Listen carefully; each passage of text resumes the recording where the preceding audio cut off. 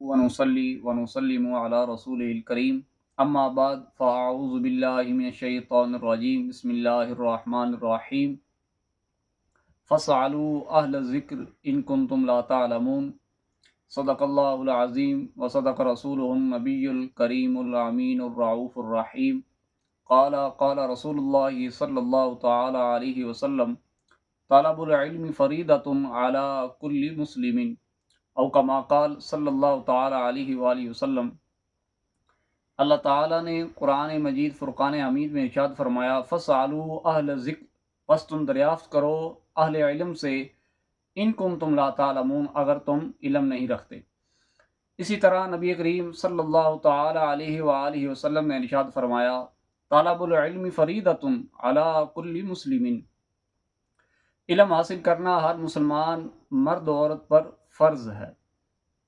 Pakistan youth study club کے زیر اہتمام 26 اکتوبر بروز ہفتہ وادی سون نوشہرہ جامع مدینہ النبی میں طہارت کورس کا آغاز ہو رہا ہے، جس میں آپ کو وضو کے مسائل، وضو کے فرائض، مستحبات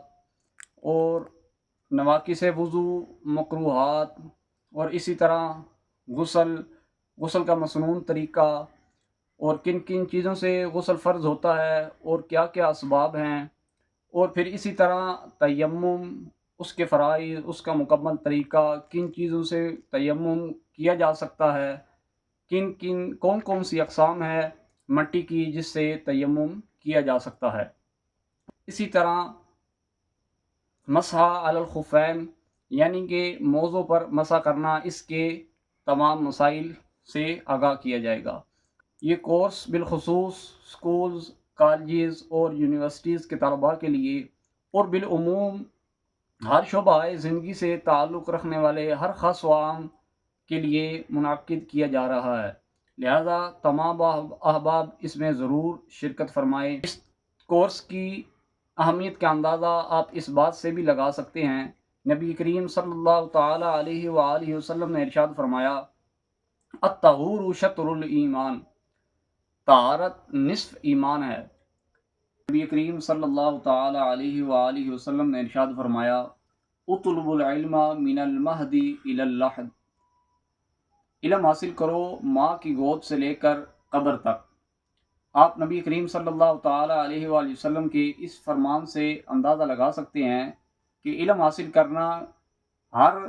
ایک کے لیے یکساں فرض ہے، بے شک وہ بزرگ ہوں یا بچے ہوں۔